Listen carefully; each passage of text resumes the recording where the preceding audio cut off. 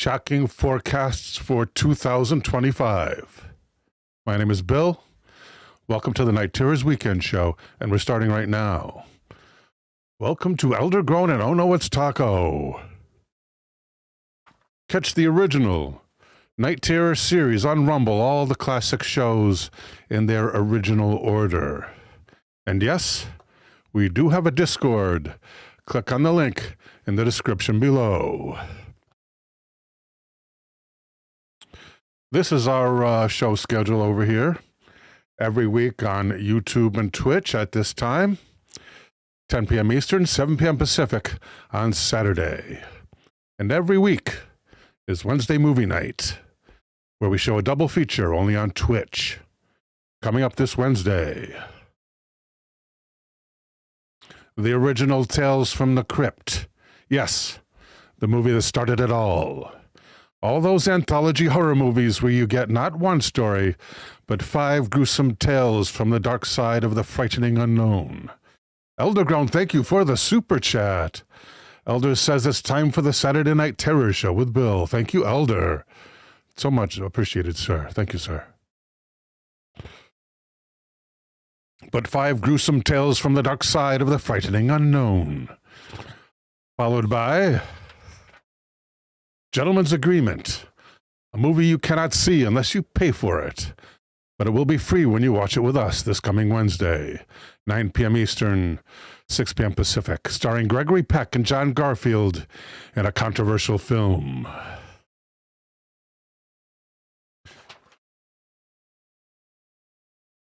Welcome to Gotcha Man.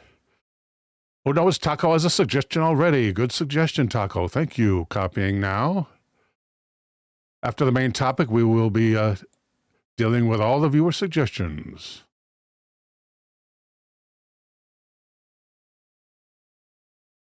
Green Tea is here. Greetings, Green Tea. And it also Tales from the Crypt is Taco's favorite. Let's get started, shall we? Here at becomingchristians.com. And it's short. The 9 biblical prophecies to watch out for in 2025. Thank you, Green Tea, for the suggestion. Got it. Let me save these to the side.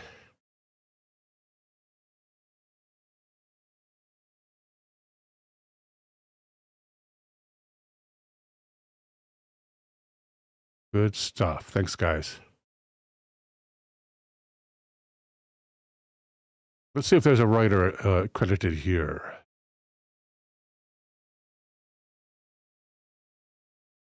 No, it doesn't look like it. What about at the end?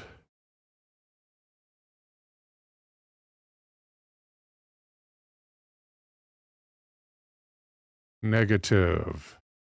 Staff writer starts with: discover what the future holds as we embark upon another year, 2025. Develop a sense of urgency. Learn God's plan for you and obtain a blessed hope in this dark world. Biblical prophecies have long fascinated believers and skeptics alike. As we approach 2025, the question arises, upon which prophecies should we keep our eyes?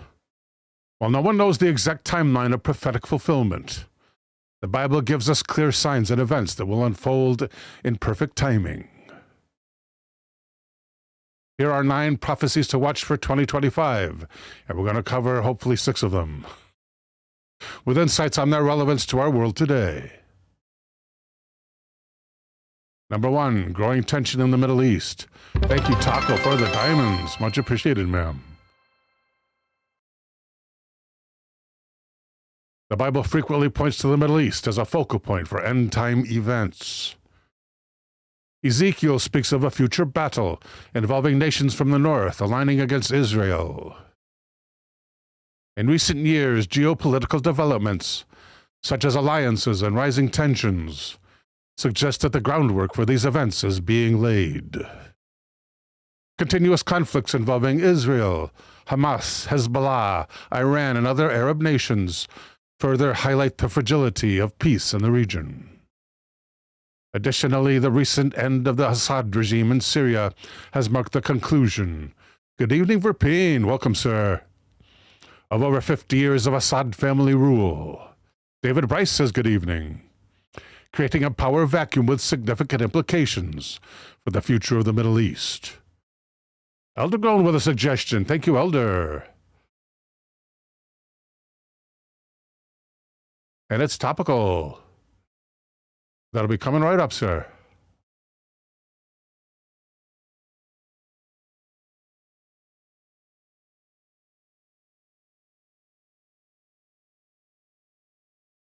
Number 2, a surge in global deception. Jesus warned in Matthew that many would come in his name, deceiving many. In a world increasingly shaped by misinformation, false teachings, which is like 95% of the internet, right?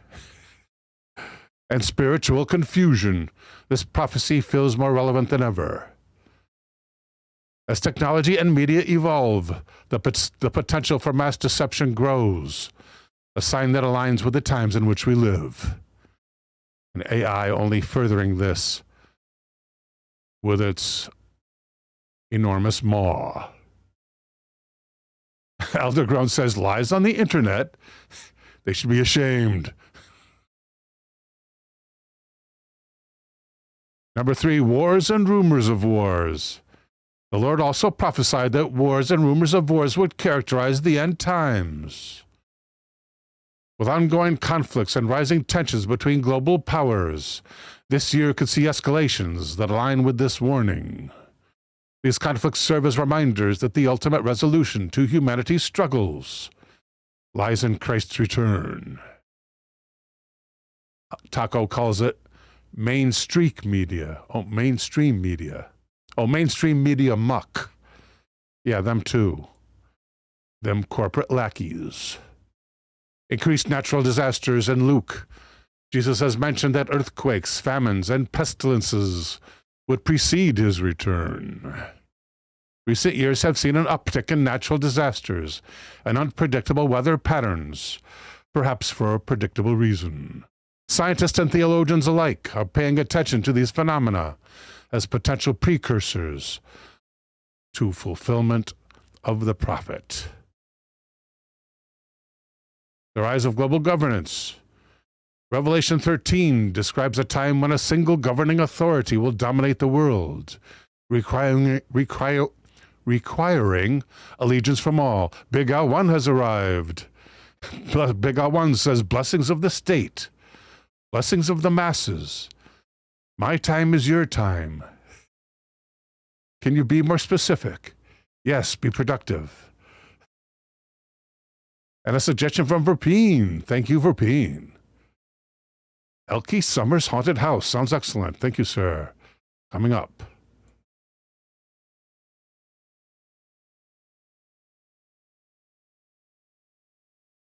Oh, it's from THX 1148.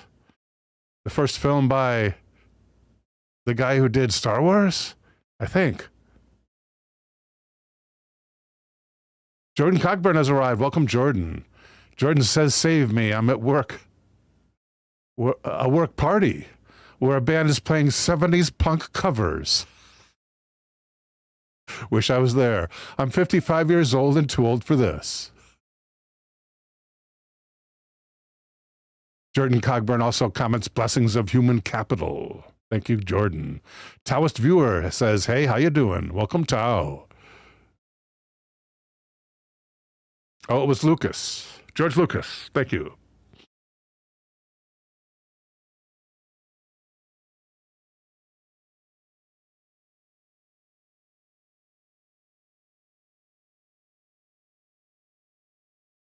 And looks like we got to 5. Except we'll do 8. The mark of the beast technology. Revelation speaks of a time when no one can buy or sell without a specific mark. Advances in digital currency say Bitcoin, biometric systems, and AI raise questions about how close we are to the fulfillment of this prophecy. As these techs evolve, this year might reveal further steps towards such a system, as if we are not already fully enveloped within it. Next up. Boy, these should have loaded already. I better load these guys. At dailymail.co.uk is a story by Zach Campbell entitled Baba Vanga and Nostradamus.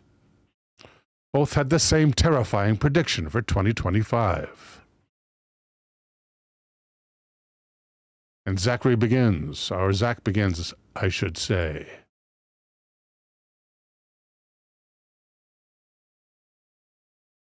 Don't know how to get rid of that ad. Two of the world's most notorious and ominous mystics reportedly made the same exact predictions for this year. Both Nostradamus and Baba Vanga claim that there will be a deadly war in Europe this year. 16th century French astrologer and physician Nostradamus wrote how lands of Europe will be involved in cruel wars. I'm thinking NATO here. He then added a speculative tease that read, "The ancient plague will be worse than enemies." The ancient plague being the Black Death, of course. That's pretty bad. That implies nuclear war. There's Baba Vanga. Meanwhile, Baba Vanga also voiced her concern for a conflict in Europe for the same year, 2025, which she said would devastate the population on the continent. Baba Vanga, who expired 28 years ago in 1996, 29 now, was a Bulgarian prophetess who became a cult figure among conspiracy theorists after some of her pronouncements proved to be true. The psychic, who was born Vangelia Pandeva Dimitrova, claims she had a rare gift from above that helped her see into the future after losing her sight at the age of 12. Known as the Nostradamus of the Balkans, she left behind predictions for every year up until 5079. Also very prolific, Baba Vanga, when she said the world would end.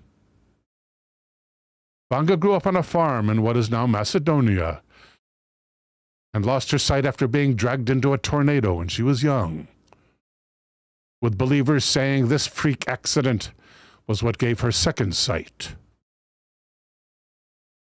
She previously correctly predicted the Russian invasion of Ukraine, as well as the September 11 attacks in New York City.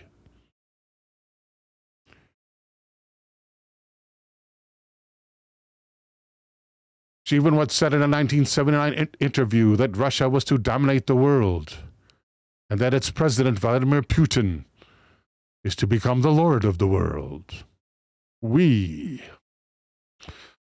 During the interview with writer Valentin Sidorov, she said that Putin's glory will remain untouched.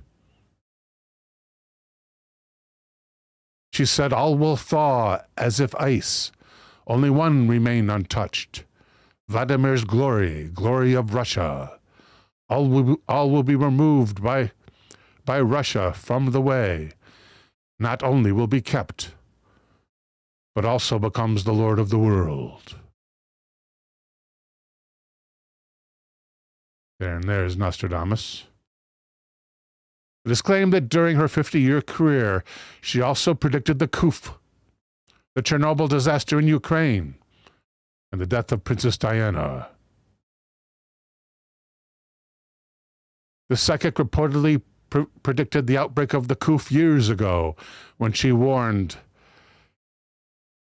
"The corona will be all over us." Now, this is specific to the year, people. In 1989, she reportedly said of the September 11 attacks on the World Trade Center, "Horror, horror. The American brethren will fall after being attacked by the steel birds.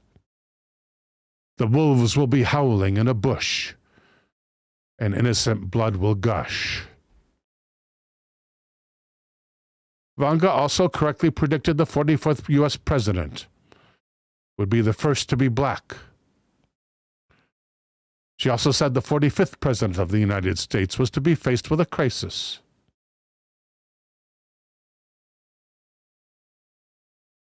And that was Baba Vanga.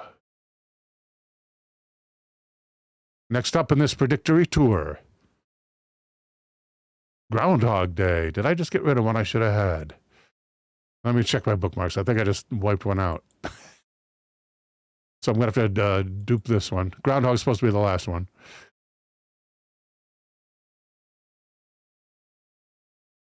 And the next to last one, way down at the bottom of this list,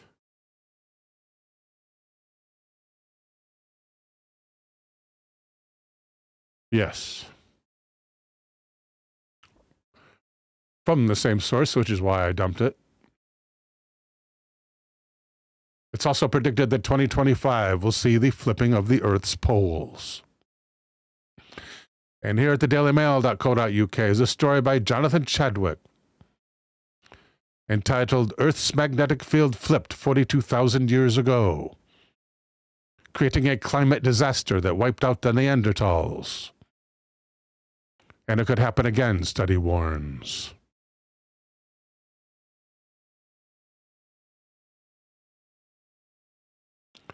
And we're losing some text.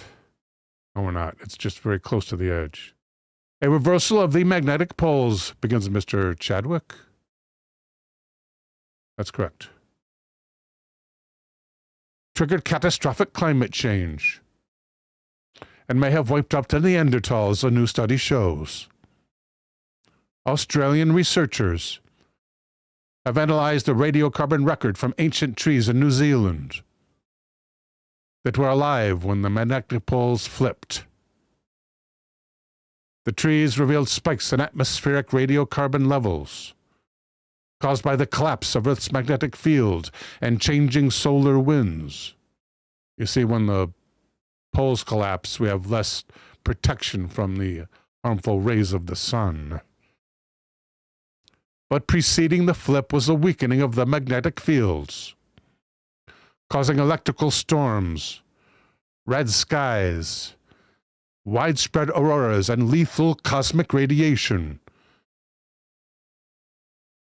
that frazzled our early ancestors and the wildlife of Earth. The researchers dubbed this danger period the Adams Transitional Geomagnetic Event, or the Adams Event for short. With the Earth's magnetic field having weakened by around 9% in the past 170 years. Researchers warned that the next apocalyptic polar flip may be just around the corner. And as I said, some are predicting it for this year. I saw it on Reddit. The international study has been co-led by Sydney and the South Australian Museum. Chris Turner, a professor at UNSW Science and co-lead author of the study, said, "For the first time ever, we have been able to precisely date the timing and environmental impacts of the last magnetic pole switch. The findings were made possible with ancient New Zealand kauri trees, or kauri trees, which have been preserved in sediments for over 40,000 years. Using the ancient trees," he says, "we could measure and date the spike in atmospheric radiocarbon levels caused by the collapse of Earth's magnetic field." End quote. Welcome, Two Feathers. Good to see you, hon. Until now, scientific research has focused on changes that happened while the magnetic poles were reversed, when the magnetic field was weakened to about 28% of its present-day strength. And that's not good. Two Feathers says, 2025 is going to be a great year. You heard it here first. But according to the team's findings, the most dramatic part was the lead-up to the reversal, when the poles were migrating across Earth. The professor said Earth's magnetic field dropped to only 0 to 6% strength during the Adams event. We essentially had no magnetic field at all. Our cosmic radiation shield was totally gone. End quote. During the magnetic field breakdown, the sun experienced several grand solar minima long-term periods of quiet solar activity. Even though a GSM, grand solar minima, even though grand solar minima mean less activity on the sun's surface, the weakening of our magnetic field can mean more space weather, like solar flares and galactic cosmic rays heading Earth's way. Quote from the professor, unfiltered radiation from space ripped apart air particles in the Earth's atmosphere, separating electrons and emitting light. The ionized air fried the ozone layer, triggering a ripple of climate change across the globe. End quote. The Adams event could explain a lot of other evolutionary mysteries, like the extinction of the Neanderthals and the sudden widespread appearance of figurative art in caves around the world. I think he means certain kinds of figurative art. Neanderthals were a species that lived alongside humans tens of thousands of years ago, very similar in appearance and size, but generally more stocky and muscular. Megafauna across mainland Australia and Tasmania also went through simultaneous extinctions at the time of the Adams event.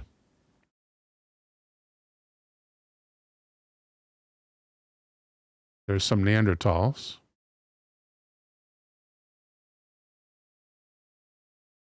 I'd rather have seen their figurative art. Taco has returned. Welcome back, Taco. Scientists are concerned about the current rapid movement of the North Magnetic Pole across the Northern Hemisphere. The professor says this speed, alongside the weakening of Earth's magnetic field, could indicate an upcoming reversal. If a similar event happened today, the consequences would be huge for modern society. Incoming cosmic radiation would destroy our electric power grids and satellites. The professor said the human-induced climate crisis is catastrophic enough without throwing major solar changes or a pole reversal into the mix. He said our atmosphere is already filled with carbon levels never seen by humanity. That's right now, people. A magnetic pole reversal or extreme change in sun activity would mean unprecedented climate change accelerant. We urgently need to get carbon emissions down before such an event happens. End quote. Dazzling light shows would have been frequent in the sky during the Adams event. Maybe that's what's represented in those cave drawings. Aurora Borealis and Aurora Australis, also known as the Northern and Southern Lights, are caused by solar winds hitting the Earth's atmosphere. Usually confined to the polar northern and southern parts of the globe, the colorful sight would have been widespread during the breakdown of the Earth's magnetic field. Study co-lead Professor Alan Cooper, honorary researcher at the South Australian Museum, said early humans around the world would have seen amazing auroras, shimmering veils and sheets across the sky. And then the sickness followed. Ionized air, which is a great conductor of electricity, would also have increased the frequency of electrical storms. Cooper said it must have seemed like the end of days. Welcome, Izost. Izost says there was one in Florida. I think it's Izost or Izosi. Welcome, Izosi. The researchers theorized that the dramatic environment, Zos. Thank you, Zos, for the correction. Welcome, Zos. The researchers theorized the changes may have caused early humans to seek shelter. No kidding. This could explain the sudden appearance of cave art around the world roughly 42,000 years ago. Oh, they mean all cave art. Created by those that survived. Cooper said, we think that the sharp increases in UV levels, particularly during solar flares, would suddenly make caves very valuable shelters. Oh, is that what they think? Thank you, Captain Obvious. Welcome, Tina Armstrong. Greetings, ma'am.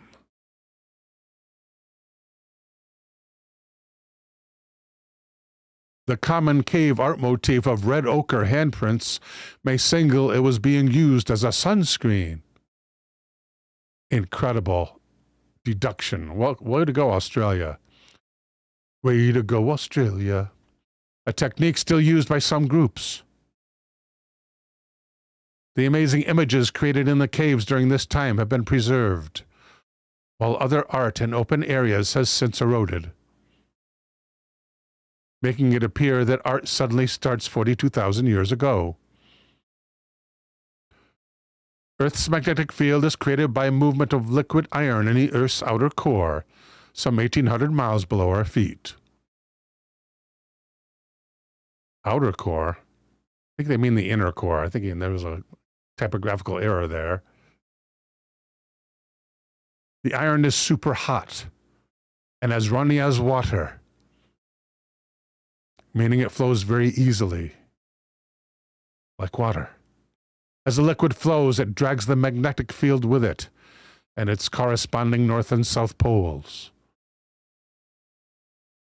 The geographic poles are in a fixed position and are diametrically opposed. What reading level is this?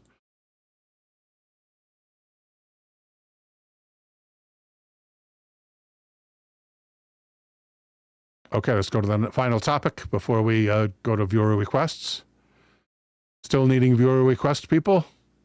We have two. And here at yahoo.com, in a story from the Erie Times News. Why don't we look at the original story? Because they have better pictures here. Here's a link to the original, looks like.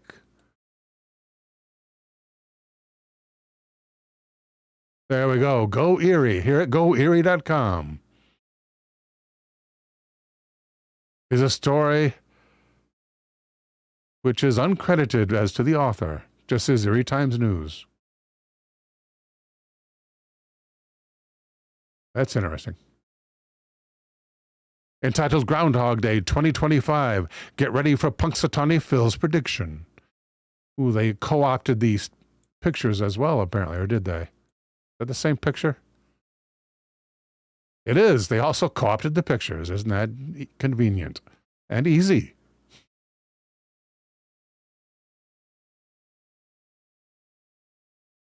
And the staff writer begins, ready for a break from the bitter Arctic blast that ended January. Ended. It's still going on. Pennsylvanians are turning to Punxsutawney Phil to hopefully predict an early spring. Oh, this must be from last year or something. No, it's from this year. They say it ended January. Not here, it didn't. Maybe it did in Pennsylvania. What does it mean if he sees his shadow?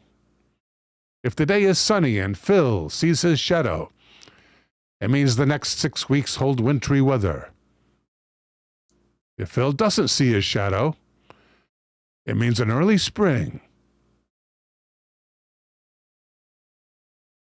Why is he named Phil?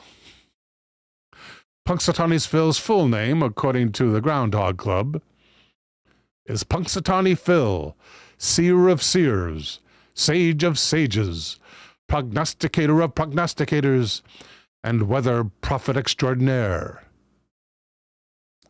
with Phil coming from King Philip. Prior to that, he was called the Brer Groundhog.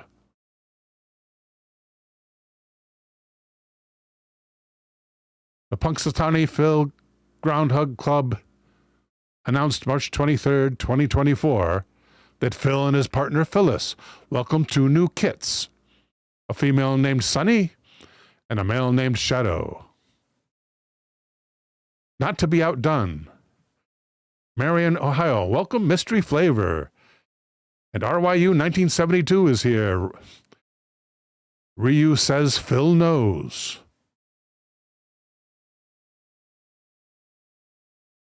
Not to be outdone, Ohio boasts their own prognosticating rodent, a woodchuck named Buckeye Chuck. Buckeye Chuck has been predicting the weather in Ohio since 1979. That's a long-lived rodent. Learn more about this tradition from the Marion Star. There's a link here if people are interested. And that's the end of the story.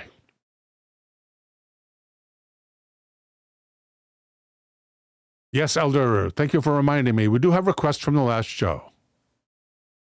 So we will be okay. Mystery Flavor has arrived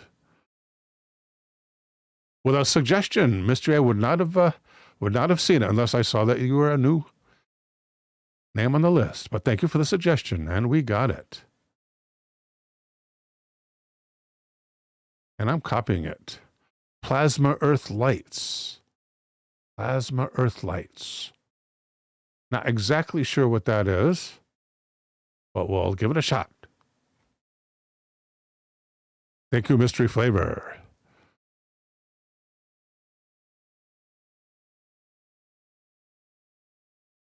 And saved.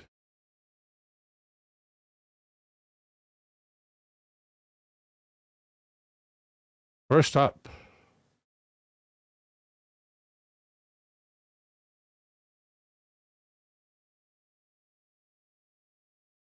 and it is now 32 minutes after the hour.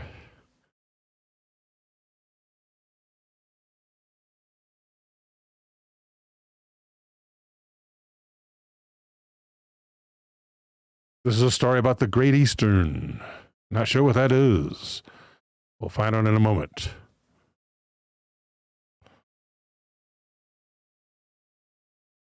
And it's at seekghosts.blogspot.com.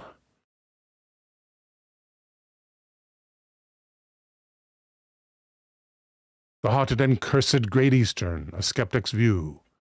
6 years ago, I first read on a forum about the skeletal remains of 2 bodies that were found on the Great Eastern between its double hulls when it was being dismantled in 1889. To make a point, a skeptical poster stated that the space between the ship's double hulls was only 8 inches across, so how could 2 bodies have fit in this space? I just laughed. In 1849, the Great Eastern was the largest ship the world had ever seen. It was over 700 feet in length. Here's a very small picture. Let's hope that this gets larger when we open it in a new tab. It does. The Great Eastern. It's a paddle boat. Must have been like maybe on the Great Lakes or something. Maybe they'll tell us. Isambard Kingdom Brunel, who designed the Great Eastern, was one of the greatest engineer visionaries of the 19th century. He collaborated with John Scott Russell, whose company built her over 3 years in a London shipyard.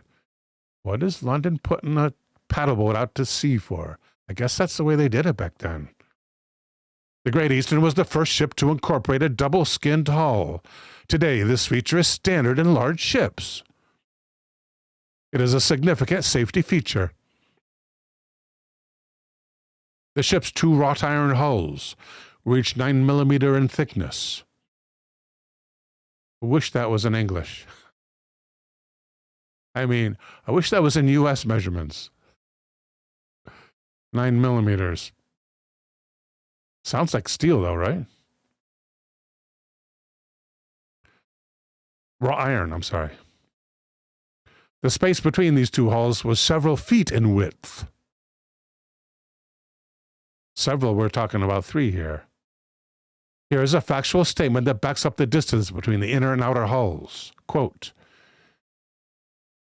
ooh, under construction. Maybe we can take a big look at that too. Indeed. Can you see the 2 hulls? I think you can. Let's go to the max here. Original credit. Somethingfishin.blogspot.com. Hut fishin', perhaps? Or butt fishin'.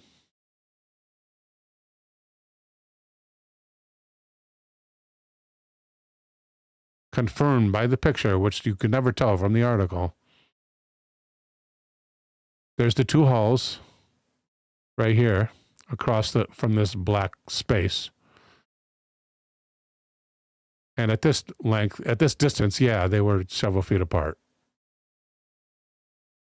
People working inside the hulls walked on this plank right here. Interesting.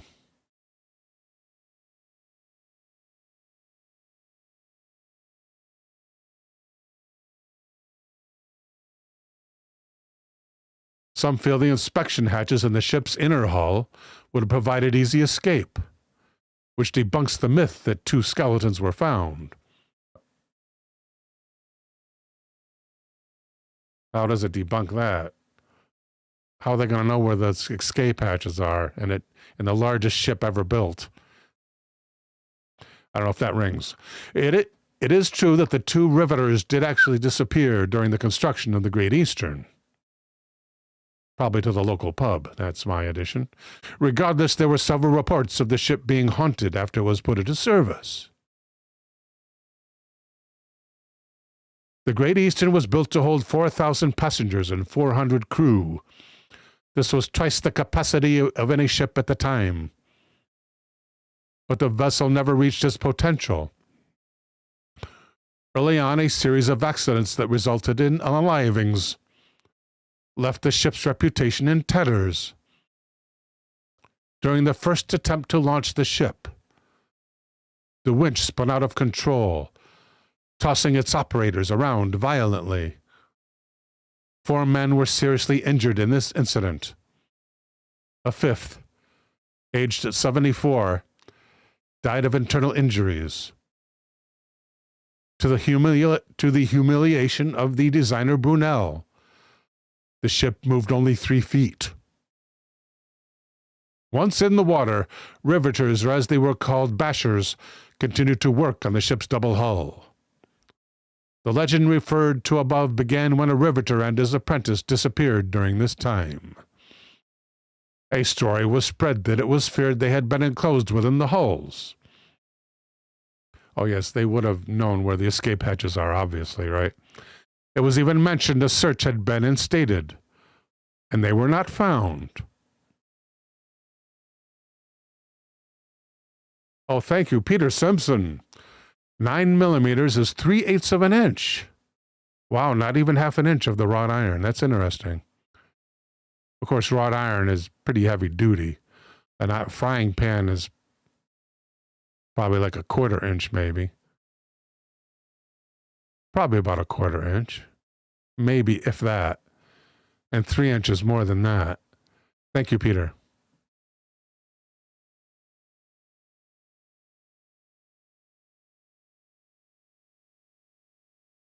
During the ship's first sea trials off Hastings in 1859, the heater attached to the paddle engine boilers exploded on the forward deck. 6 firemen expired, painfully scalded by hot steam, others seriously injured. Some workers jumped overboard, and it looks like they didn't know how to swim because they were unalived and or drowned. The captain of the ship, William Harrison, while sailing from Hythe to Southampton in the ship's smaller boat, hit a squall near Southampton dock gates. His boat capsized. He and 2 others were found unalived. They had drowned. One of the deceased was the purser's 14-year-old son. The ship quickly gained the reputation of being cursed. On her first crossing to North America, the ship carried only 43 paying passengers. Many of these passengers quickly regretted their decision to travel on the Great Eastern. During the voyage, they and crew members started to hear loud tapping, moans, and shouts coming from the ship's hull. During this first crossing, one seaman fell overboard into the thrashing paddle wheel, and he did not survive that. When the frightened passengers reached New York, they were relieved. But as the Great Eastern arrived, its paddle wheel sheared 5 feet off of the dock. There were few docks at the time that could accommodate its size. After this, the ship was thoroughly searched to try to find the source of the odd sounds. Nothing was ever found. It was now firmly believed that the Great Eastern was cursed. Or cursed. Plus, rumors started to circulate that the sounds heard were the ghosts of the 2 riveters, mistakenly sealed within the hulls. On its second crossing in 1861, the ship had 400 passengers aboard, and it could carry, 4,000? Something like that. But it was hit by a hurricane and damaged. It did not even continue the passage, but limped back to Great Britain. After this, the loud tapping with screams and moans continued to frighten the few passengers that did sail aboard the ship. As mentioned above, in 1862, the ship once more experienced bad luck. A large rock gashed the bottom of the outer hull outside of New York Harbor. A crew of riveters was brought in to repair the damage, but hearing the odd noises for themselves, and knowing the ship was considered haunted, they quit work. After this, the ship was no longer used as a passenger ship, and it was sold for a fraction of its worth. In 1866, the ship made 5 trips carrying thousands of miles of coil inside her hull. The coil was used to lay the first successful transatlantic telegraph cable. It was considered the one great success of the Great Eastern. That is pretty good success. She was then put up for auction. In 1889, after 31 years in service and 33 unalivings, she was sold to an English company for scrap. One more unaliving occurred when 2 crew members dismantling her got into a fight. One was hit over the head. It took 200 men 2 years, working around the clock to dismantle the Great Eastern. During this time, several newspapers reported the discovery of 2 skeletons in the inner shell on the port side. This reinforced people's belief that this ill-fated ship was haunted. Well, some of the scared crew could have used one of those hatches to crawl inside, right?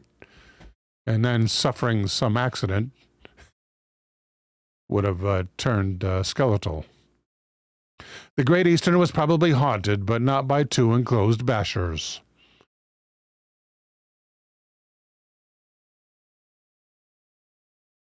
It is said the ship's designer, Brunel, succumbed to the curse as well. During its first year in service, he experienced 2 strokes. He died in 1859.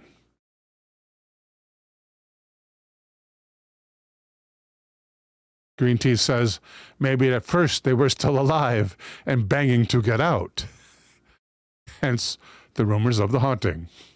Eldergrown says that's what I suspect.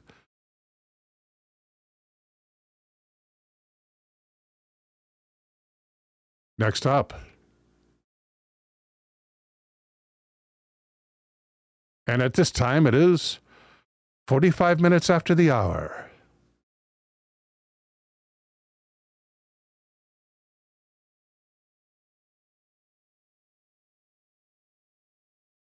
At malcolmsanomalies.blogspot.com.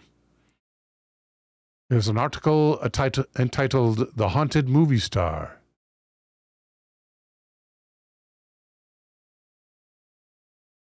I'm just looking for an author here. None appears. Is it a blog? Oh, it's a blog, so it must be at Malcolm's blog. By Malcolm. And Malcolm begins. Surely we all remember Elke Summer, the Bon German bombshell whose curves and pretty face graced many a Hollywood comedy in the 60s and later. She was, in the words of her then husband, journalist and screenwriter Joe Hyams, quote, a girl who once killed a rattlesnake in our backyard with a pair of garden shears, and who fears only spiders and critics. End quote. No doubt that was a good thing, because their home was different from the average Beverly Hills residence. It was haunted. On July the 6th, 1964, a few days after they moved in, at 2633 Benedict Canyon, Elke was having afternoon coffee with her friend, Edith Delafield, when Edith asked her if she was going to introduce her to the man who had just walked into the dining room from the hall. Thinking it was her husband, Elke entered the dining room and then the kitchen. Both were empty. But Mrs. Delafield insisted she had seen a husky, broad-shouldered 50-something man, thinning on top, with a potato nose. Maybe we might say today cauliflower nose. He had been wearing dark black slacks, a white shirt, and black tie. I have to find out about the potato nose. For that, we need ChatGPT.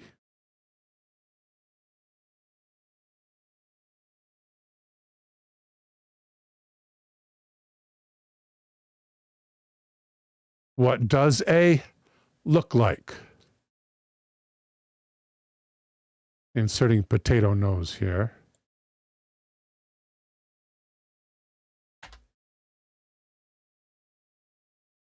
And according to ChatGPT, a potato nose typically refers to a nose that is round, wide, or bulbous in appearance, resembling the shape of a small potato. This description is often associated with rounded tip, noticeably bulbous, wider shape, broader across the bridge, softer, undefined structure, lumpy. It's worth noting that descriptions like potato nose are often subjective. Oh, thank you, ChatGPT. Now my feelings are not hurt. Weird AI. That's AI for you. Concerned about your feelings and then plotting to take over the world. Literally. As we saw in a previous show. Casey McKay, welcome. Casey McKay says, LOL, Bill has a potato nose. Yes, I do. And so do my ancestors. Actually, more than my ancestors. I went to another topic from Verpine. Oh, yes, please. Thank you, Verpine. Very nice, sir. Very nice topic. I'm grabbing that one now. In fact, when I was going to college, I went to the local museum. And even though they weren't related to me, on the portraits were a lot of people who had my nose. Which was kind of comforting. Got that, Verpine. Thank you.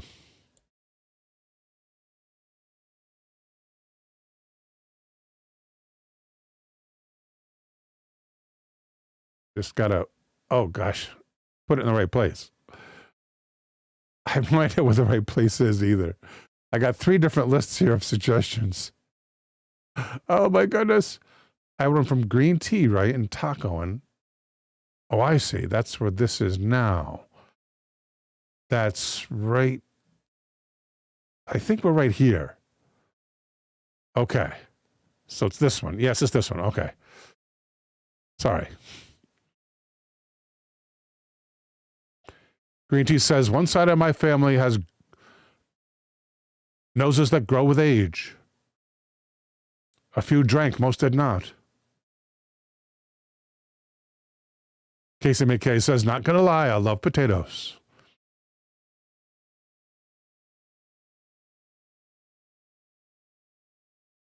He had been wearing dark slacks, a white shirt, and a black tie. 2 weeks later, Elke's mother was sleeping in the downstairs bedroom when she suddenly awoke. Excuse me.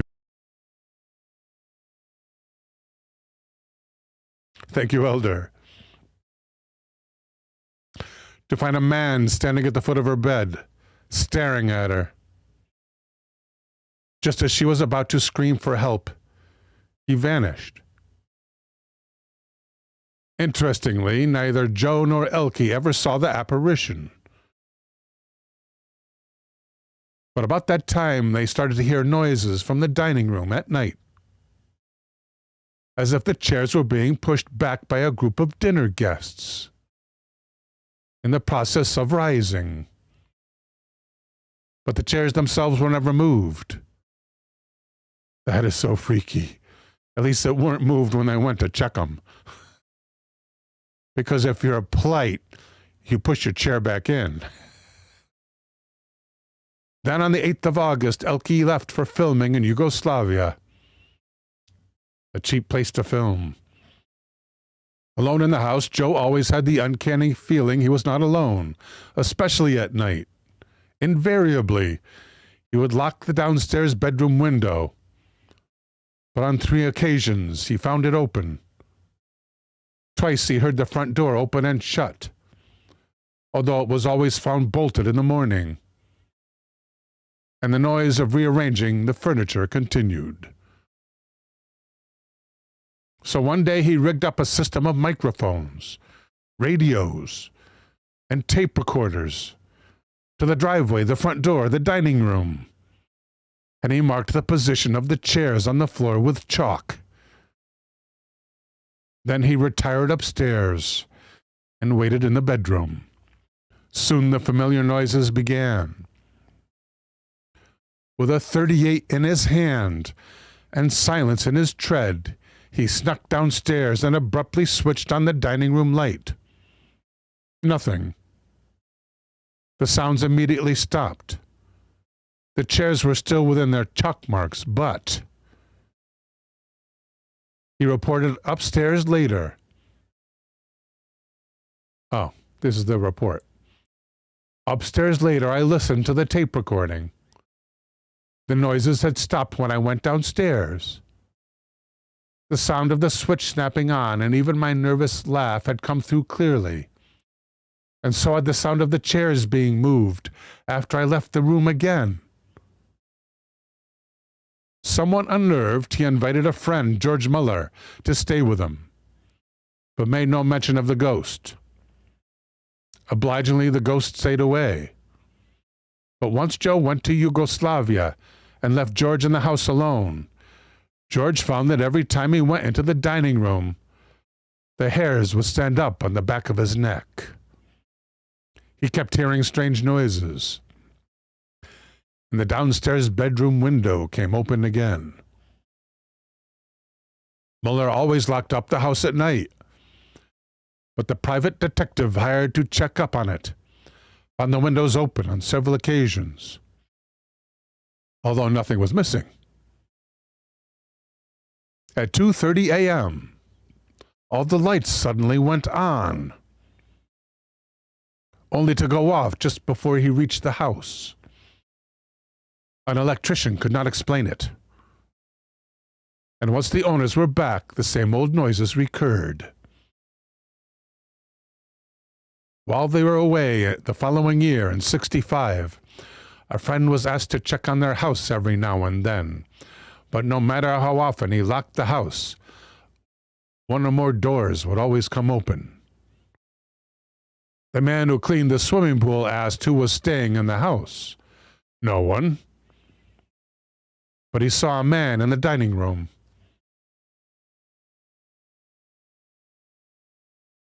And there's an and here somewhere. And when he went to ask when the Heims were coming back, the man evaporated in front of his eyes. The figure was of a big, heavy-set man about 6 feet tall, with a white shirt and a black tie. Just like the one Ms. Delafield had seen.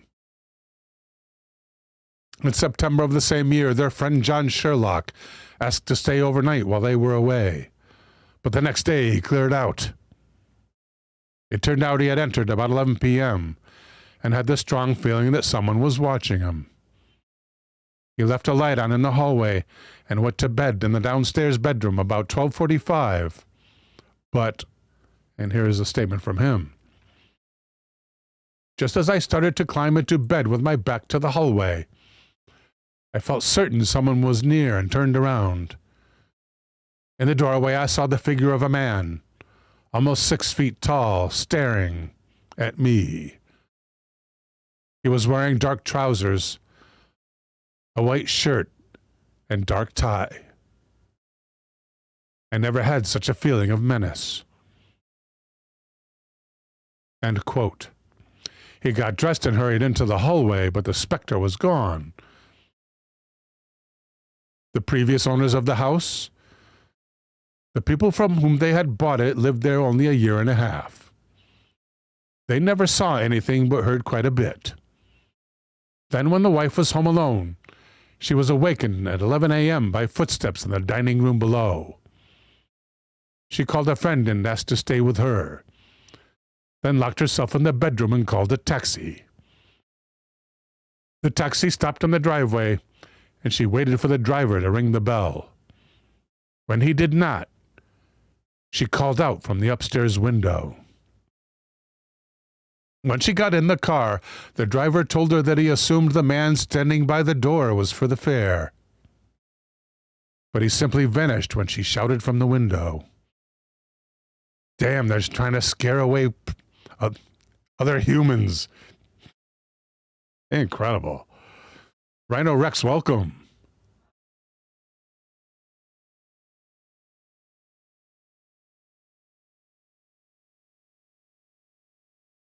The second owner told them they had stayed there only a year because the wife was convinced it was haunted. By now, a lot of investigations had been completed. Termite inspectors, private detectives, electronics experts said that no human being— welcome Synchro 505, good to see you, Michael. No human being could have secret access to the house. And a thorough search of the premises proved that there were no squirrels in the eaves, or branches rubbing across windows, or reflecting areas producing ghostly images. A geologist reported the land is not shifting, and a construction man stated the house is completely solid. I hope he went into the basement. Excuse me.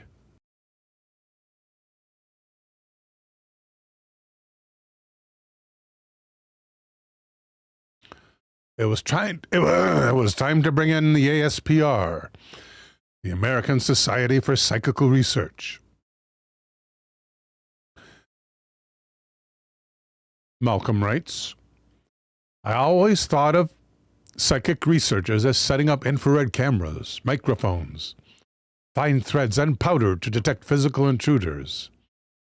But instead, the ASPR led through the house a long line of psychics and sensitives, all when the householders were absent. to ensure the vibes they picked up were from the ethereal residents and not from the minds of the physical ones. The first one detected a heavy-set European man with a mustache, who was fond of music and spent his earthly life giving of himself. The one detected by the second psychic, on the contrary, was a real monster. Excuse me.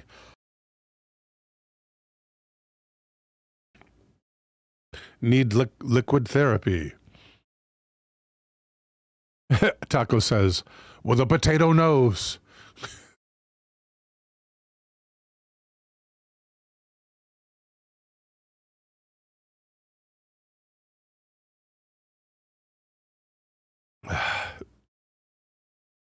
Elder says invisible sippy cup.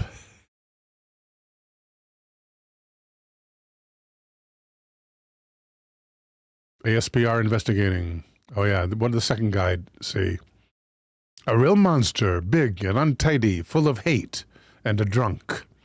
Psychic number 3, however, no physical description, discovered a 17-year-old blonde girl who expired 3 years before in Europe, and whose house had burned down in the interval. Elke was startled. The description precisely matched a woman she knew.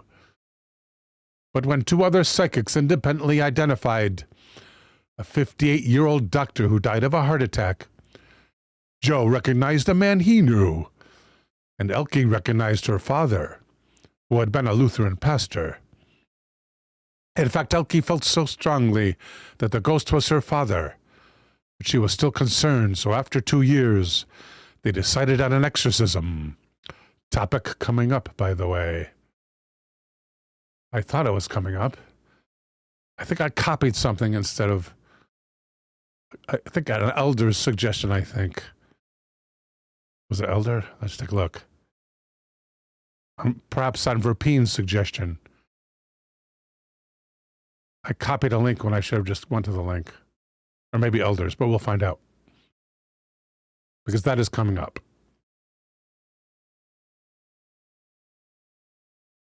They couldn't get a clergyman, so they settled for one of the psychics. Although she actually invoked the name of the Lord, it was obvious that, like the sons of Sceva, of Acts, it was being treated as a magic word. The ghost was not impressed. You can't trade on the king's authority unless you have the king's commission. The phenomena returned that very night. And that is how far the article I am citing takes us, writes Malcolm. Joe Hyams insisted that he wouldn't allow a living person to drive him out of their house. And he was not going to let a dead one do so either.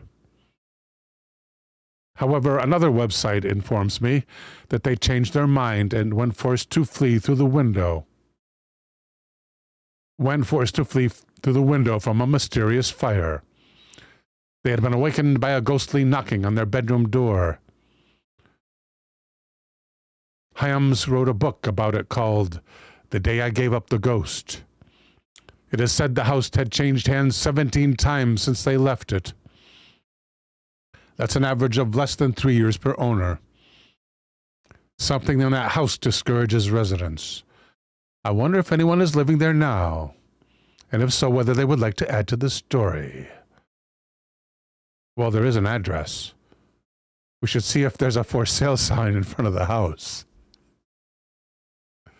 Where's the address? Oh, it's in Beverly Hills. It's 2633 Benedict Canyon. It says here he believes that was the address. But if we see a for sale sign, we're going to know it was the address, right? In Beverly Hills. Beverly Hills, California, right? Because Beverly Hills is like a town or city, right?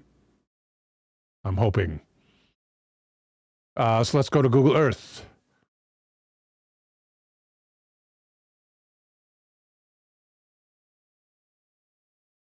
And wait for it to load a long time. When we switch to the new computer, people, this is going to be faster. Okay, so the address And there it is, Beverly Hills, California.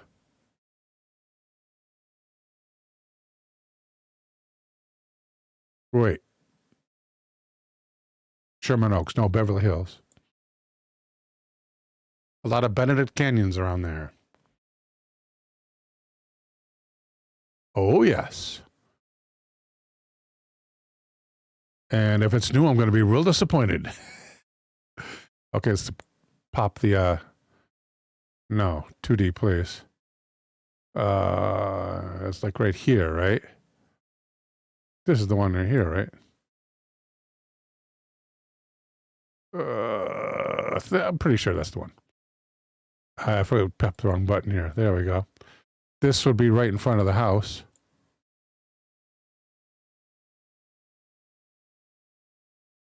There's some kind of sign there, but I doubt that says for sale. What sign? What does that say? No way to read it.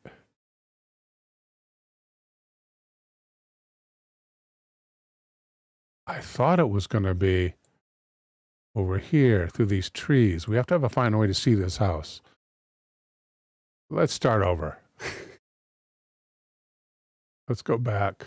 No, just refresh. Find again, please. Taco says, geez, what a dump. Rhino Rex suggests, look at a realtor site to see if it's for sale. And they bring us to the same place? No. Just go back, people. Come on. Not that far back. Another one back. Go to this one.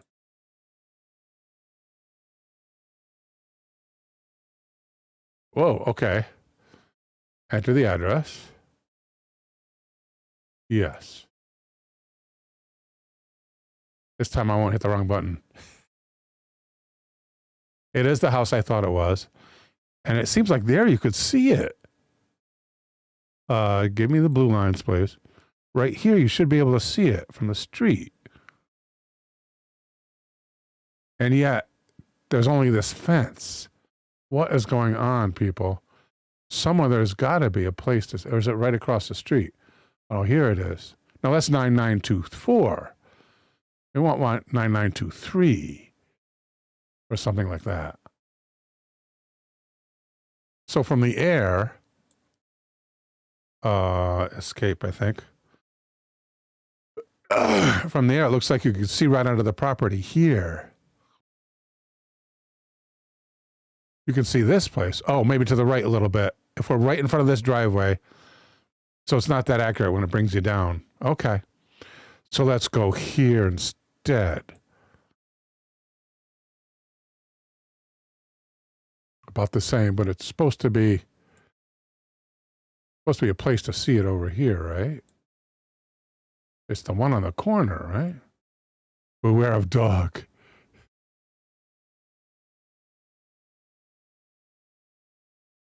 You would think the dog would sense something going on.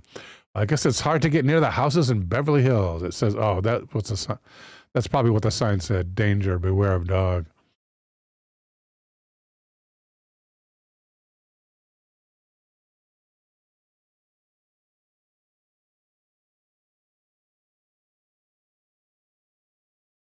That's a good idea about the realtor, though.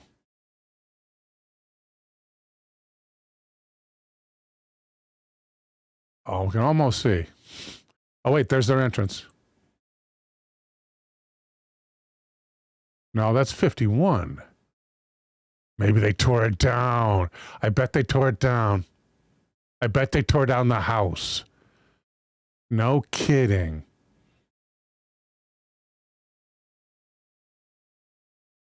Because if that's 51,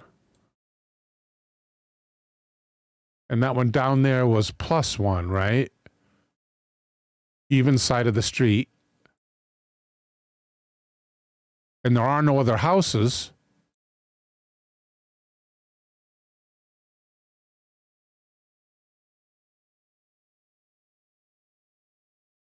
Then 23 was torn down. Isn't that interesting? Yep, 23 was torn down. That's something else. What's the address again? Let me punch it in here for you, buddy. Rhino Rex asks, can we go get that address, please? Yes. We want to copy it, people. There we go.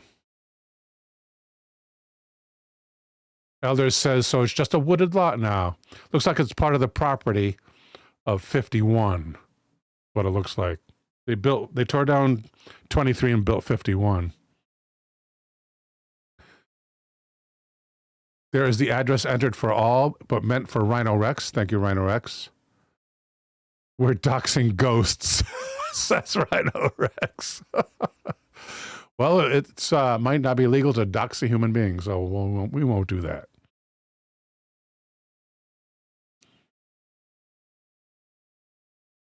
Very interesting. Yeah, they got rid of that, man. Beverly Hills. Next up, the time is 6 minutes past the hour. No, 6 seconds. I have the second hand now. 11 minutes past the hour. And we're now interested in... Let's duplicate this, because I'm going to need one for the next one as well, and more and more. So, I'm thinking, I'm trying to find the suggestions. I think the new one from Taco is this one.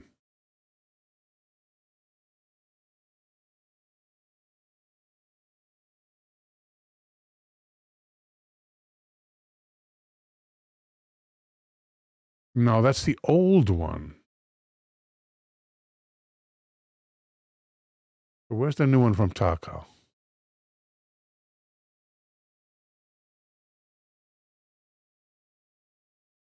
Maybe that's that is one from Taco that I need to retain, so I will. How about green tea? Huh. Those are old ones. Where'd I put my new ones? I'm like totally confused now. Is this a new one from... Well, it doesn't matter, right? If it's old or new, right, people? The point is that I'm using your suggestions, right? I'm hoping. Let's go with that one for Verpine. Is that the new one? Yes, it is. And topical.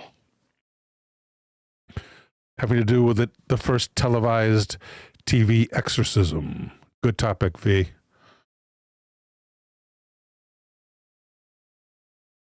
On NBC in 1971.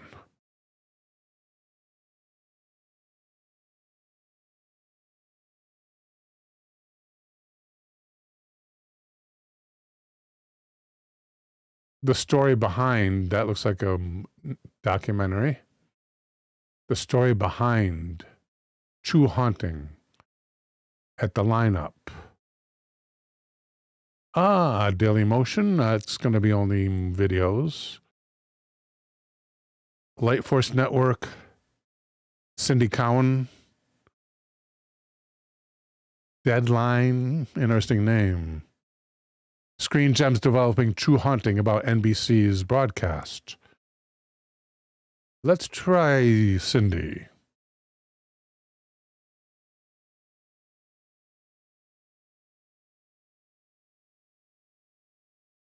There's a 2633 Canyon Drive, Los Angeles, but it's a little more than 2 miles away.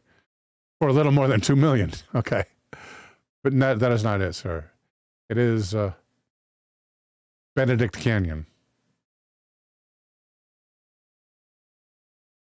Thank you, Tao, for the kind words. Let's try Deadline. I mean, Cindy Cowan first. Even though Deadline is such an interesting... Well, that's about the movie. The terrifying story. Perfect. This at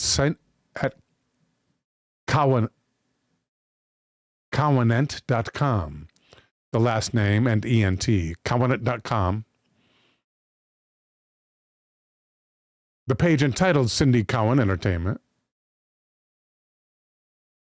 True Haunting in Development. Oh, that's about the development of the movie. Let's see if we can get to the event. It's something about the event itself.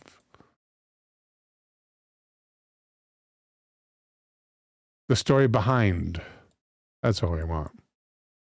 Should have searched for that.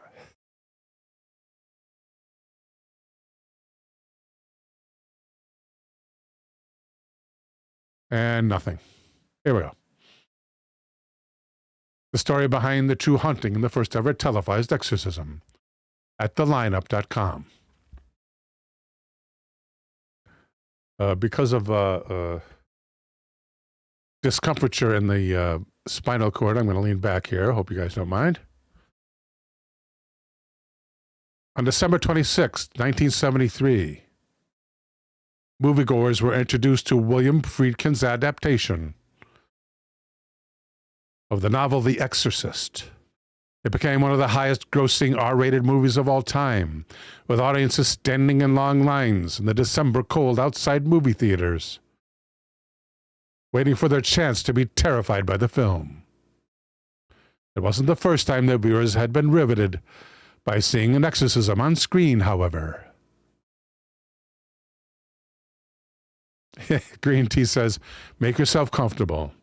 We are. We all are. Thank you, Green Tea. You're so kind, ma'am. 2 years before, NBC had televised a short 6-minute clip documenting the supposed haunting of a Chicago family, Edwin and Marcia Becker. As part of the segment, reporters filmed an exorcism. Excuse me.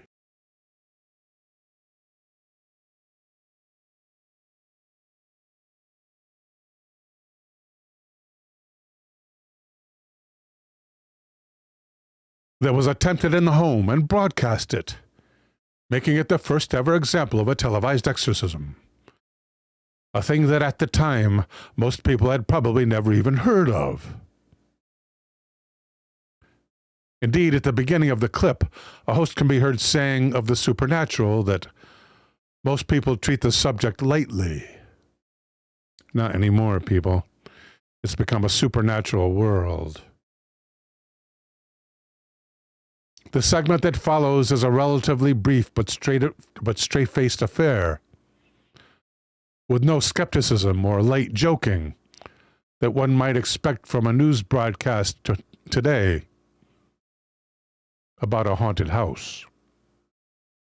Perhaps this is because for the Beckers, the subject of the supernatural was not something they treated lightly, at least not after moving into the house they had recently purchased. Reporter Carol Simpson helms the short news piece and opens it with an interview from the Beckers, in which they describe some of the unusual phenomena that has been plaguing them. By now, such things are familiar to anyone who has had any exposure at all to stories of hauntings. Phone receivers would fly off the cradles. Keys would be bent. Doors open and close. Once they said they were awakened by the sound of a woman crying.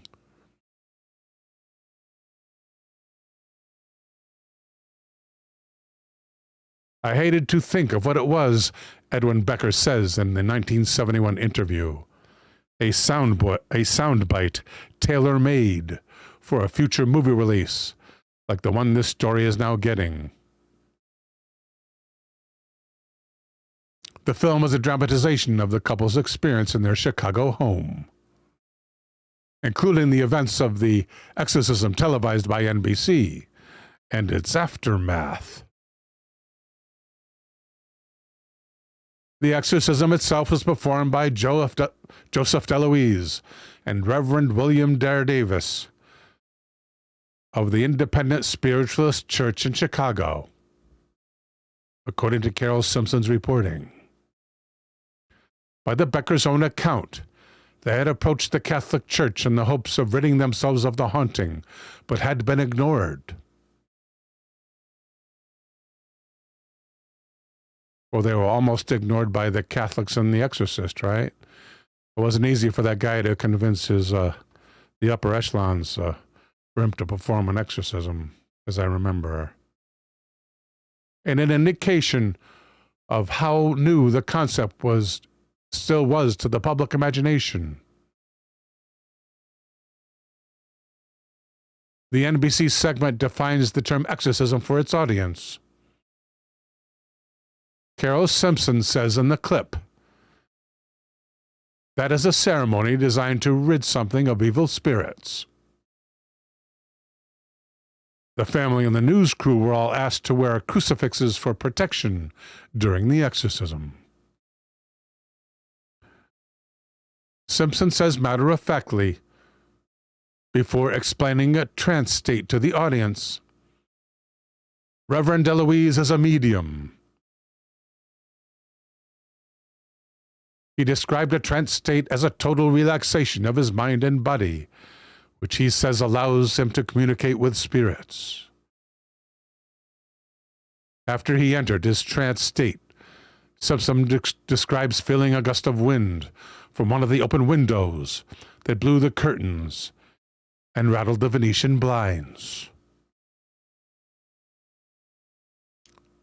The spirits then begin to speak through DeLuise, with Simpson explaining, he claims the spirit uses his vocal cords. Unfortunately, the audio quality of the recording makes it difficult to make out what is being said by DeLuise or by the spirit, and distorted in the scratchy and distorted version of the televised segment that remains. Well, you might be able to clean up that sound with a little bit of elbow grease. But we are assured that the spirit is that of an old woman, concerned about a number or combination. "It's important to me," DeLuise says, or the spirit says through him. The exorcism itself includes showing the spirit that it has no reflection in a mirror, as well as offering it communion. Then they spread blessed salt throughout the house, including on the roof and in the garage, which would, quote, seal the house symbolically, keeping the spirit from returning. The news broadcast ends with a suggestion that the exorcism was successful. "It has been several days," says Simpson, "and the house has been quiet." However, that was far from the end for the Beckers. According to True Haunting, the 2011 book written by Edwin himself. According to the book's synopsis, the house that brought chaos to the lives of those who chose to reside there. Rather than the single ghost suggested by the NBC segment, the book claims there were multiple spirits inhabiting the building and disrupting the lives of the living. What's more, it says that the exorcism was ultimately a failure. The book's marketing copy exhorts,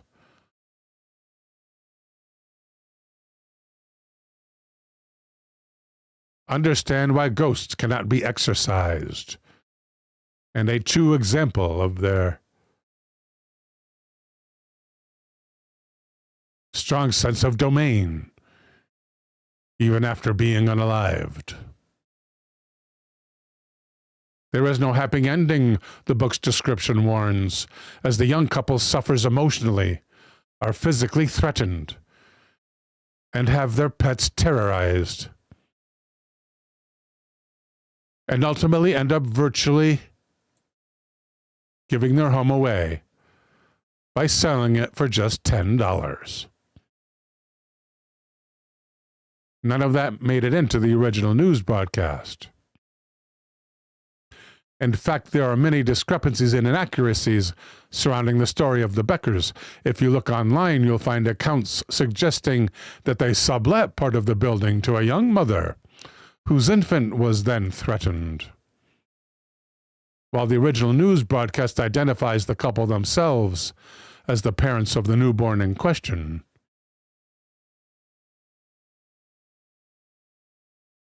The news broadcast also says that the claims made by DeLuise and Dare Davis are plausible to the Beckers, since they found out an old woman had died in the house before they bought it.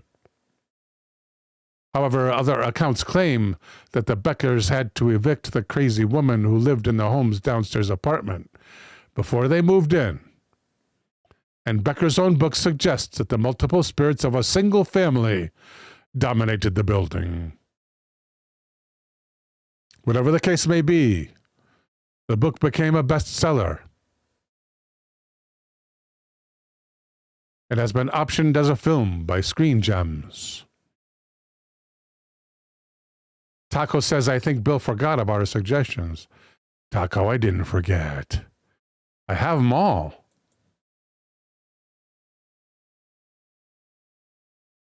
I have one list here. I have one here. I have a list here. And I have a list here. They're all here. I just don't know where they in what list they are.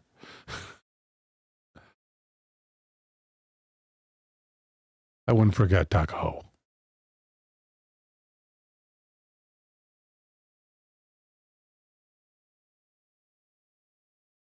Becker's book of the same name encourages you to keep your eyes open for supernatural phenomena. He says there are certain subtle occurrences you may find the most frightening because you just might relate and recognize them. If so, guess what? You got a ghost. Cool stuff. Okay, let's go to another suggestion. This time I don't care if it's old or new.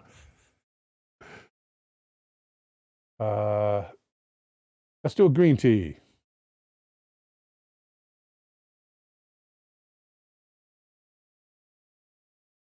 And I'm going to pick an early green tea suggestion. This is early on this list. That one we already did. So I'm getting rid of that green tea suggestion. Then I'm going to this green tea suggestion.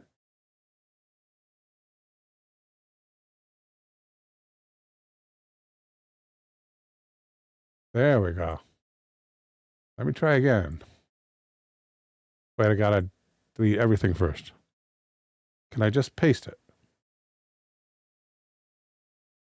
Yes. The many strange events at the Bennington Triangle.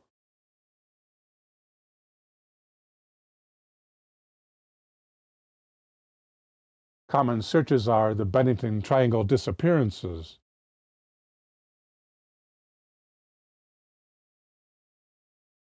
Trying to adjust my spinal cord here. Okay. Thank you, Elder. And we'll search on this. It is 28 minutes past the hour.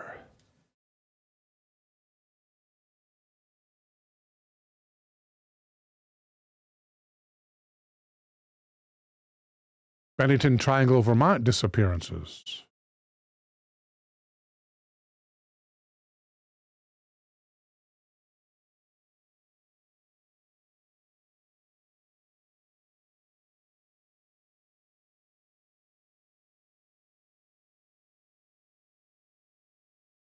Who's going to have a good story?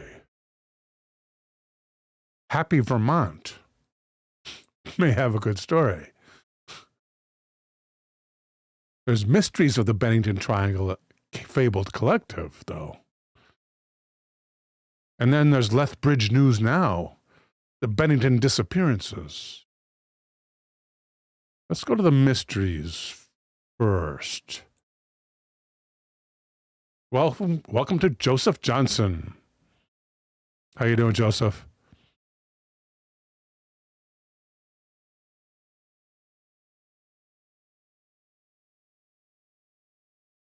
At fabledcollective.com. You are here, Dark History. Mysteries of the Bennington Triangle.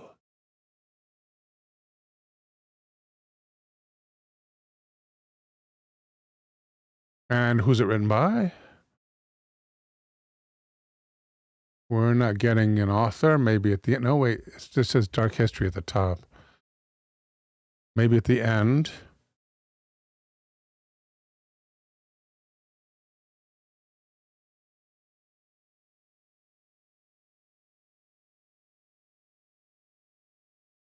They credit the music.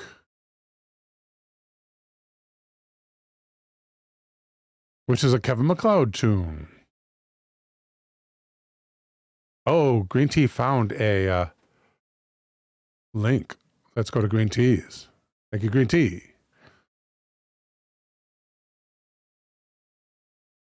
Synchro 505 with a suggestion. Thank you, Synchro.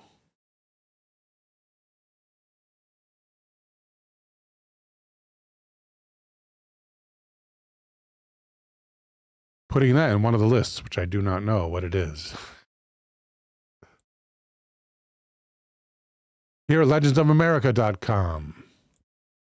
Synchro with a YouTube video. Sadly, Mike, we can no longer play YouTube videos. Yes. YouTube has said that I must dump 3 years of shows because of it. So, right after they were saved, I dumped them all.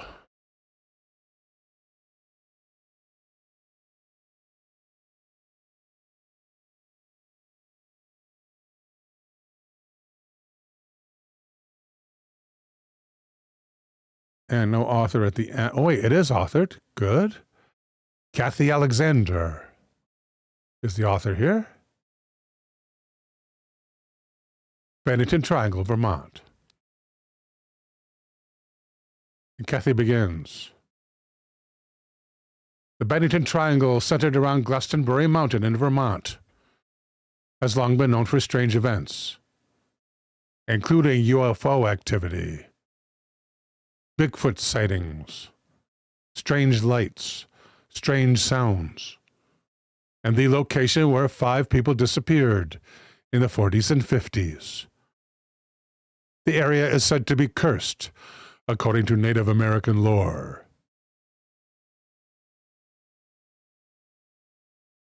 The first peoples of the area had long been wary of the area and avoided it. An Algonquin legend warned of a malevolent stone in the mountains there that would open up and devour anyone unlucky enough to step on it. The phrase Bennington Triangle was coined by author Joseph Citro in '92, who said the area shares characteristics with the Bridgewater Triangle in nearby Massachusetts.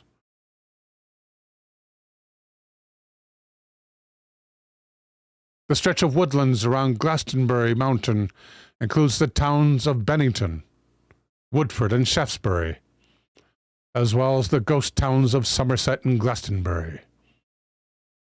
For more than 2 centuries, there have been numerous sightings of a Bigfoot-like creature in Glastonbury Mountain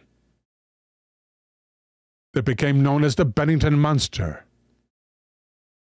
One of the first reported sightings occurred in the early 1800s, when a stagecoach full of passengers was forced to stop on a washed-out road. The stage driver first noticed huge footprints in the mud that were too large to be human. Then the coach was attacked by a giant creature who knocked the vehicle on its side. The frightened passengers could see only a pair of eyes before the monster roared and retreated to the forest. Later sightings described the creature as large and hairy, a black thing standing over 6 feet tall. There have long been stories of people going missing in the area, including a man named Carol Herrick in '43. Herrick went missing during a hunting trip about 10 miles northeast of the ghost town of Glastonbury. His body was discovered 3 days later, surrounded by giant footprints. The coroner said he had been squeezed to death. During a 5-year span beginning in 45, people began to disappear regularly. The first to go missing was a 74-year-old hunting guide named Middle Rivers. Good name for a hunting guide. On November 12, 1945, Rivers, who knew the area well, was leading a party of 4 hunters in the area of Hell Hollow, in the southwest woods of Glastonbury. As he led the group back to their camp, Verpine suggests the Illinois parallelogram. If that's real, I'm going to split a gut. Green Tea says, when guides go missing, and chuckles at Verpine's joke.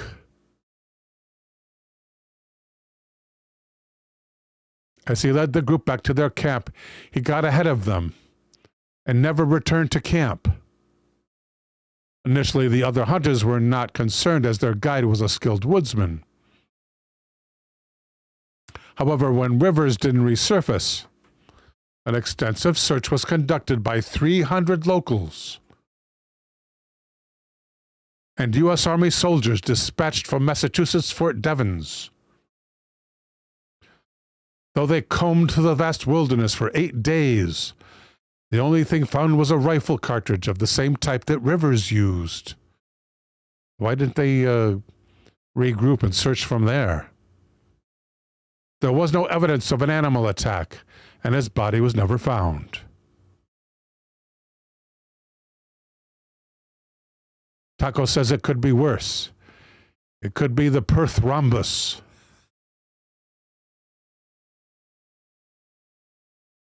Enjoyed by both Green Tea and Verpine.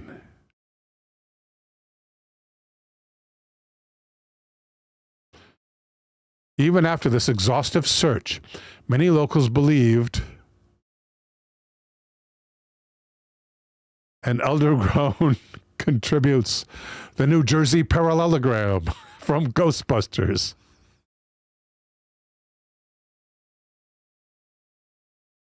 Thank you, sir.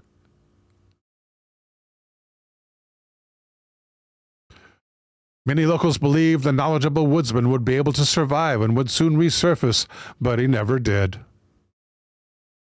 Rivers disappeared along the Long Trail Road area and Vermont Route 9.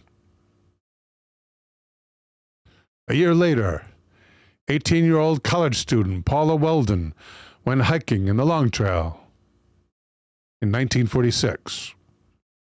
In December in 1946, in Vermont, we're talking snow here, people. Wearing a bright red jacket, several people saw her go, including a store employee in Bennington who had given her directions, and an elderly couple who were hiking about 100 yards behind her for a time. An elderly couple in December of the winter. I admire their gusto. There was no concern until the college sophomore failed to attend her classes at Bennington College the next morning. Afterward, an extensive search was conducted, including more than 1,000 people. Aircraft surveillance. A $5,000 reward in 1946 is worth how much today? Let's find out.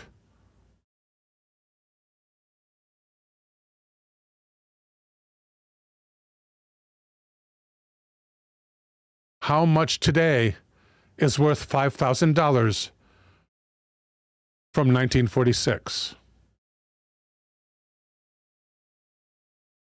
Not very good grammar, but hopefully the AI will understand.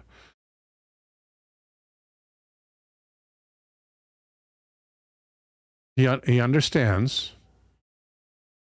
$80,000 today. Good golly, Miss Molly.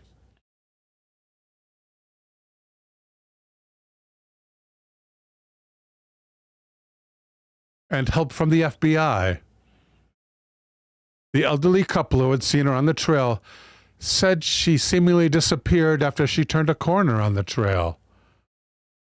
During the massive search, no clues to her fate were ever discovered. Exactly 3 years after Paula Weldon had disappeared, James Tedford went missing. December 1st, 1949.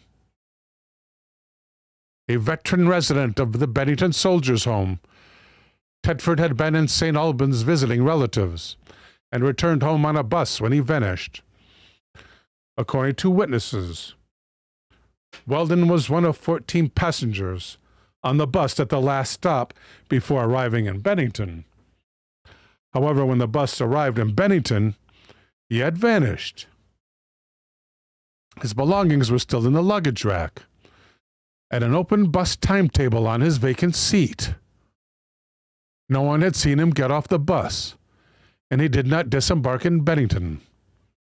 Though the disappearance was investigated, no one had seen anything, nor did they report any suspicious incident. And then in 1950, in October, an 8-year-old boy named Paul Jepson went missing in the area.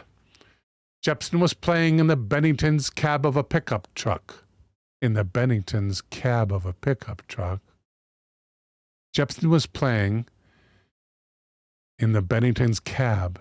Let's just say the.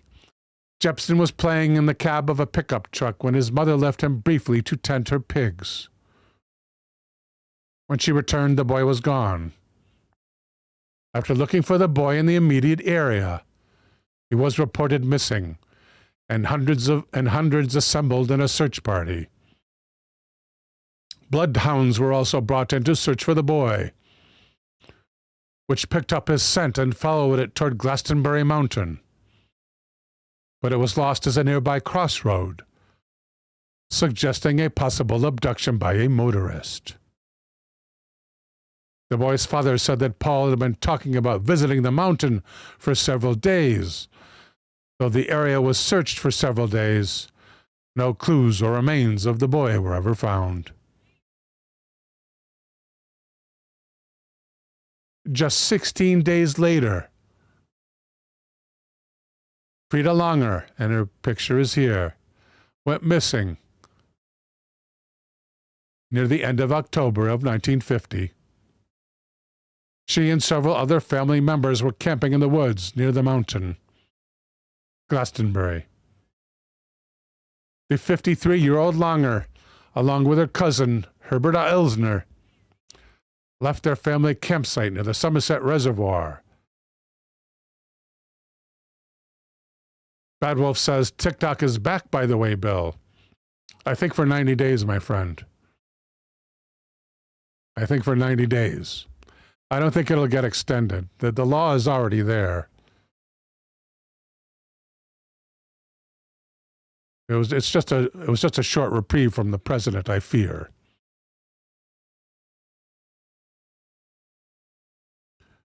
Yeah, the U.S. law is still there. So we'll see.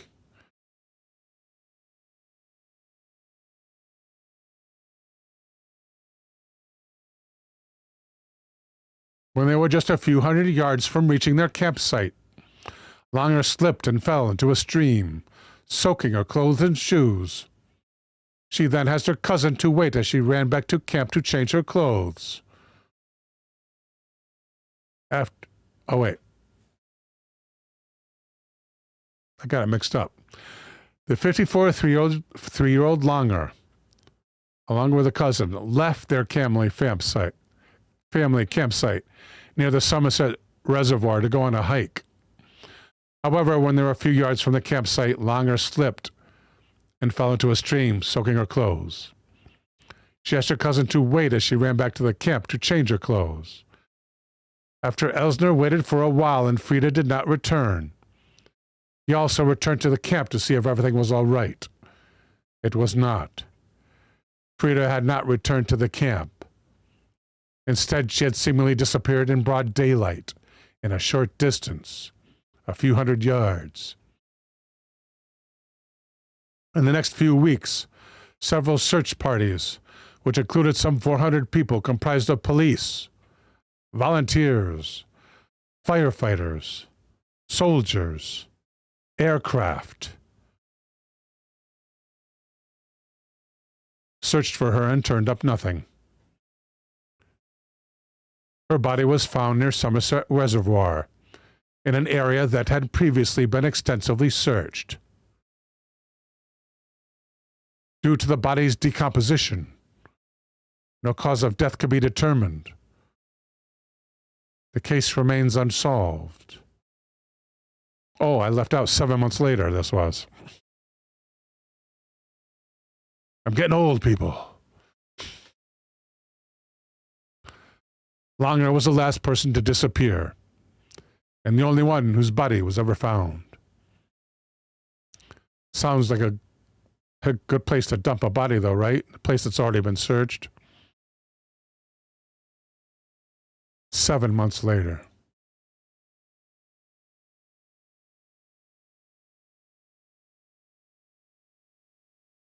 Elder says it's disturbing how many people just disappear in forests all over the place.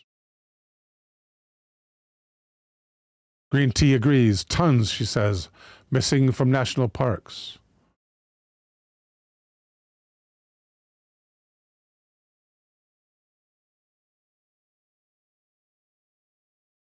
Next up,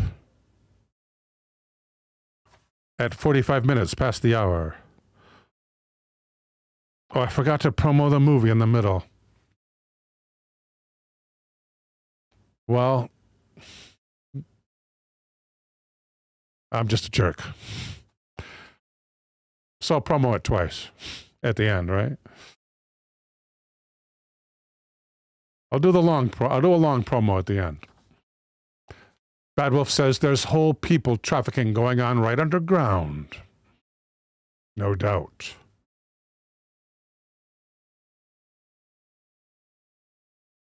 And at 47 after the hour, we're going to go to a suggestion by Synchro 505. And that is The Ghosts of Carmel, Maine. Thank you, Mike.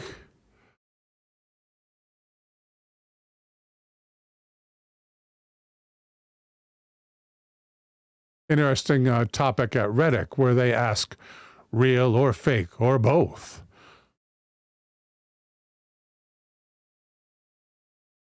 There's also a documentary of the same name. It's on IMDb. David Bryce, welcome, sir. Many caves in those parks, yeah.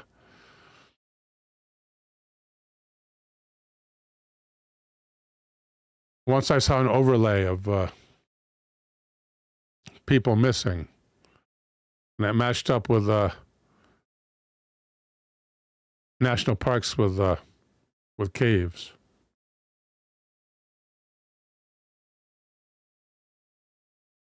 Yeah, I wish we could do the video, Mike. We're just going to have to do the backstory. My apologies. And next.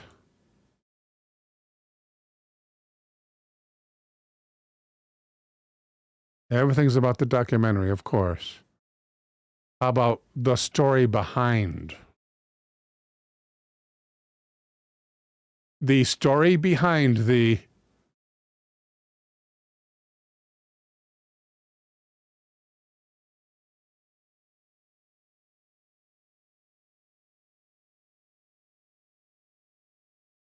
getting everything documentary still.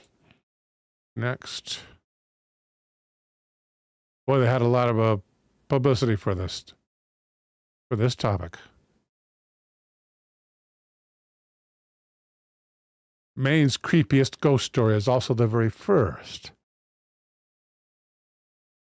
Sullivan, Maine, it says here. This is Carmel, Maine. Footage from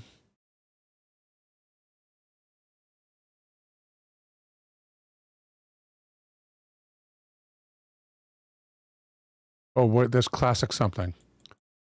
Classic New York history. Carmel, New York. It says Carmel, Maine.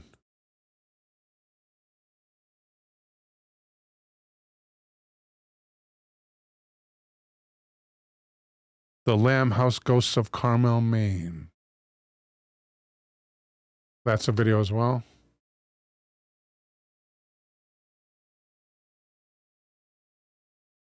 Texas Monthly. I think this is going to do it.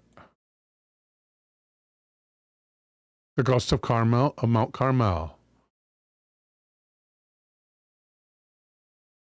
New haunting, former compound. That's in Texas. Guess it's a Carmel in Texas.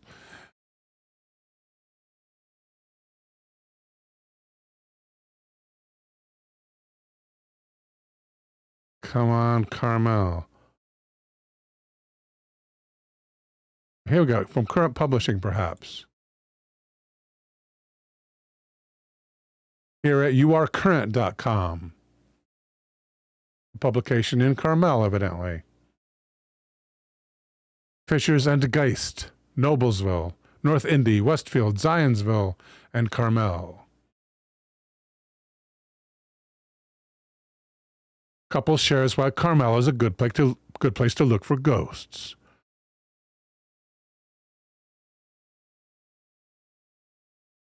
Nicole and Michael Kabrowski. You see here.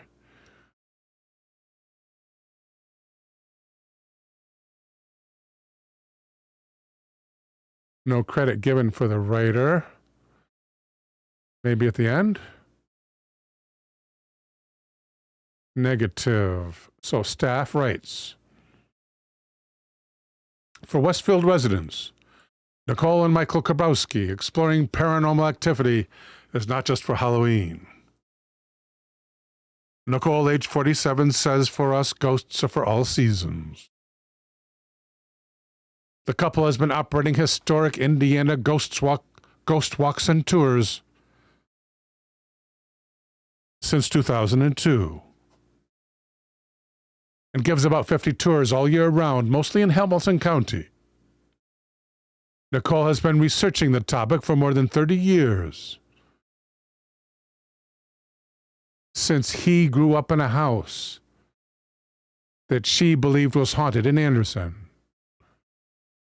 Looks like a typo there. Since she grew up in a house that she believed was haunted in Anderson. She met and married a friendly German man named Michael, now 44, during her time overseas, and they moved to Hamilton County in 2000. In addition to the tours, they founded a niche publishing company called unseenpress.com.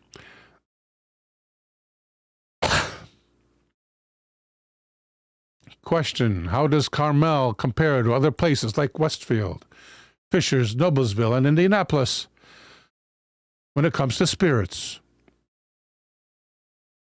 Answer: Indianapolis is large and older, so one would expect more stories. Noblesville was wild and a bit woolly, which also lends itself to ghosts. Fishers is interesting because aside from a couple of cemeteries, there aren't many hauntings of which we know. Some people believe it's because all the old buildings are gone. But if anything, the new construction should stir them up. Westfield has a lot of lovely spirits from the Underground Railroad period and beyond. Carmel is unique. Physically, it is an eclectic mesh of old and new.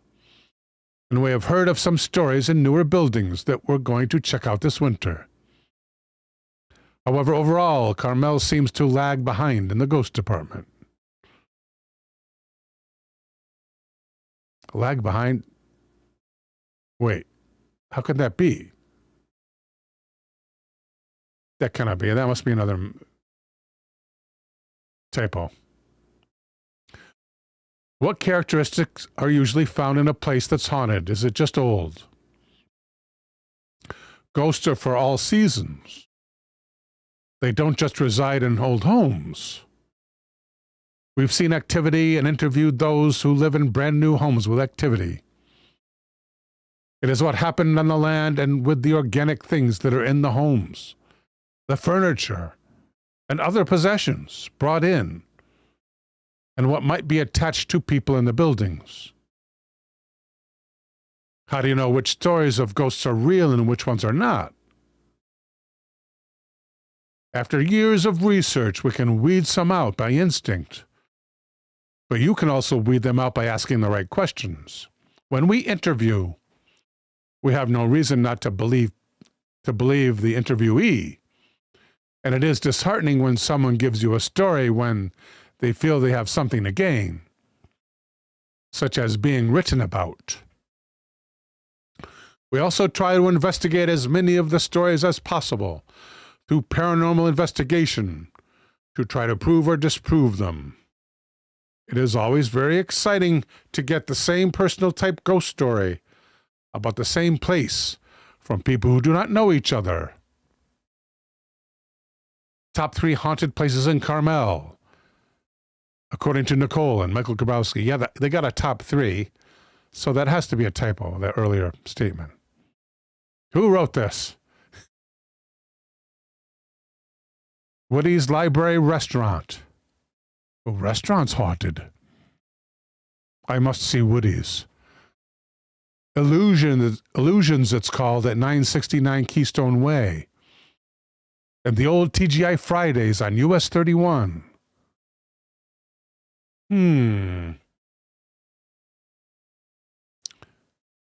So 3 restaurants? This restaurant is a gem. These are the haunted places, right? What they said. The building that used to be there was a TGI Fridays. And before that, it was a restaurant. The old TGI Fridays. Now raised and turned into a Huntington bank. Oh, so this is a haunted place now gone? What about some place that's still there? I want to see a restaurant that's haunted. Let's do that. Woody's Library Restaurant. That sounds intriguing. At 40 East Main Street, and got to be in Carmel. In the state of what? What state are they in? Carmel, Maine, right? We're assuming that these people are in Maine. Do those sound like Maine names? Hard to tell. Could be any Carmel. We'll find out when the Google Maps takes us there. Okay, what about Woody's?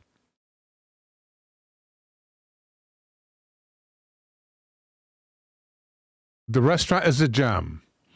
Housed in the old Carnegie Library built in 1913.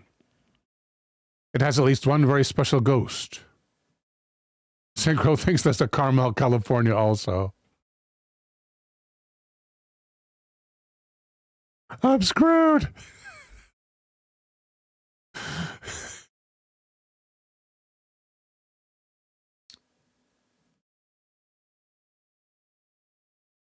It has at least one very special ghost. Andrew Carnegie. Now they say Carnegie, but come on, guys. When I grew up, it was Carnegie. And I'm old and resistant to change. Prime 114, welcome. Prime knows there's a Mount Carmel, Pennsylvania. There's Carmel in China too, says Bad Wolf. And Taco says there's one in Perth.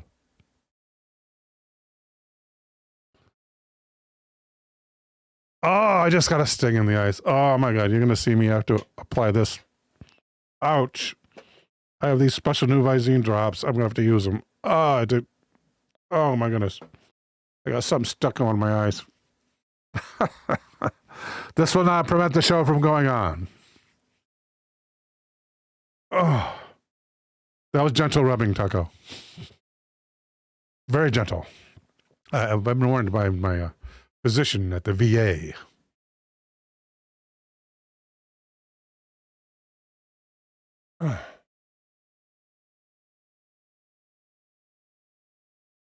Okay, we're good. Yeah, this antihistamine stuff is great. Not a paid advertisement. Visine, the green Visine. Not only does it clean out your eye, it helps the itching. Oh my goodness. Oh goodness.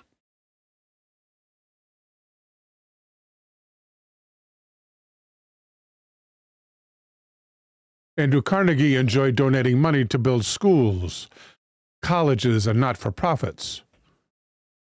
However, he is basically known for building public libraries. As part of the staff at the library, and employed a janitor, Isaac Bales. Apparently, he's still on the job. A bartender at Woody's told us she has seen him in the basement bar.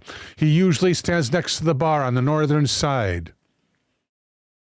She shows a picture of him from Henshaw's 1987 book, The Heritage of Carmel, Indiana, and she confirmed it was him. A customer confirmed her story. One evening, as the upstairs was closing, an older gentleman with white hair and a droopy mustache came down the stairs, tipping his hat, and then he stood at the northern end of the bar. The customer was about to strike up a conversation when the gentleman disappeared. We've been in the bar at various times over the years, and we've noticed a misty figure in the same area. Okay, so that's the story. Now let's go find the bar. Former library.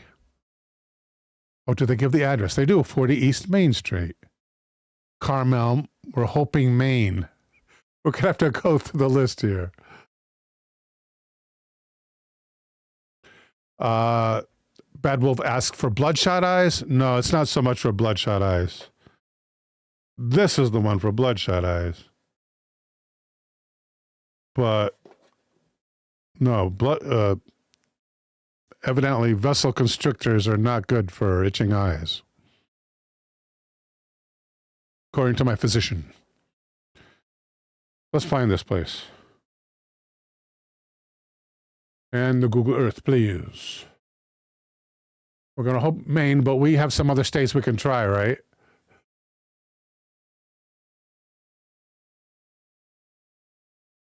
Okay.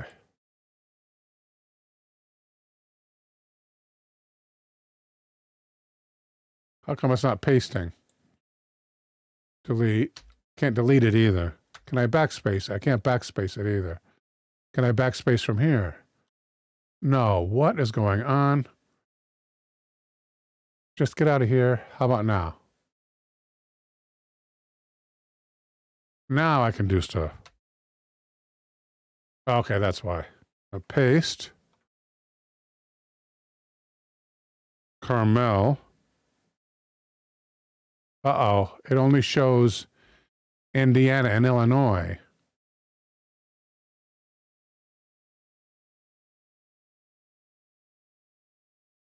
There we put in Maine. Oh, okay.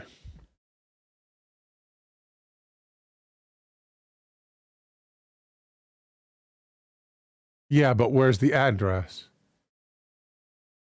All it shows is Carmel. Must be very small. Interesting. Carmel, Maine.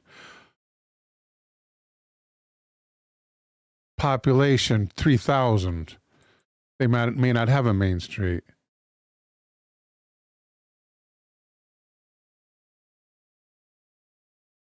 Main Road. No, it's a different Carmel. Okay, we're thinking Illinois or Indiana, right? One of these has got to be a library. Let's try Indiana for... Wait, Main Road? No, not Main Road. It's East Main Street, Carmel. Indiana, maybe. Let's hope it's a library. It looks small and brickish from here. Let's go to Street View. X out. Street View, please. This is the Main Street. That's First Street.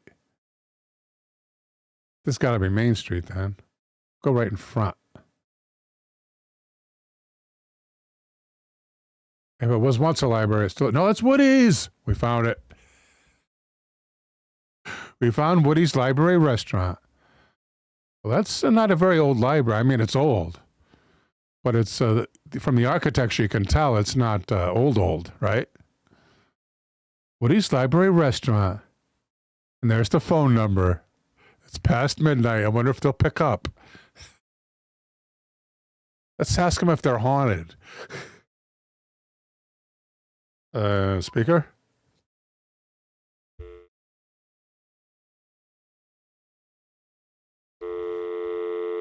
Okay. What's the number? I'm going to beep out in a second here. What's the number?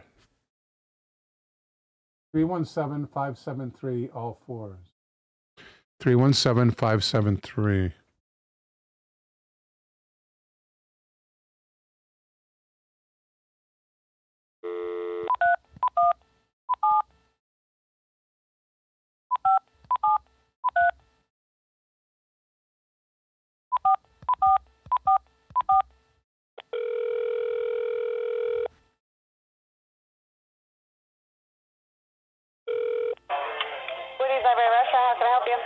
Hi, are you really haunted? I'm sorry? Is your restaurant really haunted? Depends on who you're asking. Some people have seen stuff, some people haven't. Have you seen anything? Have you ever seen anything? Not quite sure. You're not sure if you have? Yeah. Is there anything else that you needed? Nope, that's it. Thank you. Well, we just put upon some poor waitress. Taco says, trust Bill to get right to the point. Well, did you guys understand that? Did you understand her side of the conversation? Put upon some poor server. What a rotten person I am. Synchro says, love that man on the street interview. Oh, they could hear. You guys could hear. Okay, great. Okay. By the way, you're on the air. That's what you're supposed to say. But I'll never identify that voice. Raquel An, welcome to the show. I know you've been here a little while, probably. Raquel An says she probably thought it was a prank call. She had work to get back to. Hi, Fran Stein. How are you? Good to see you. Okay, guys, that's about it. Let me do that movie wrap-up. So sorry I didn't promo that in the middle of the show, but coming up this Wednesday, only on Twitch. First, it is the original Tales from the Crypt. Yes, the original one. Not one of the crappy later remakes. You get 5 stories of the macabre, not just one.